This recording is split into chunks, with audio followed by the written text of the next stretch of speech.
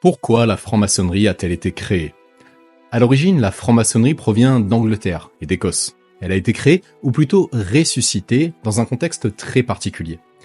On peut ramener la fondation de la franc-maçonnerie moderne au début du XVIIIe siècle à l'initiative du pasteur chrétien anglican d'origine française, Jean-Théophile Desaguliers, un grand ami de Newton. Desaguliers est écœuré des guerres internes qui saccagent l'Angleterre du XVIIIe siècle. Les conflits de religion, entre catholiques et protestants, et les luttes dynastiques entre les jacobites déchus de la famille Stuart et les hanovriens de la nouvelle dynastie. Il rêve d'un lieu à l'image de la Royal Society, dont il est le secrétaire, où régnerait la raison et la concorde, l'amour de la vérité, non plus seulement en matière scientifique, mais surtout en valeur morale, où celle-ci s'établirait au-dessus des querelles politico-religieuses. Il découvre alors la moribonde franc-maçonnerie britannique, cette vieille confraternité de bâtisseurs du Moyen-Âge, et s'emploie à sa récupération en commanditant le pasteur chrétien James Anderson à rédiger sous sa dictée les Constitutions de 1723.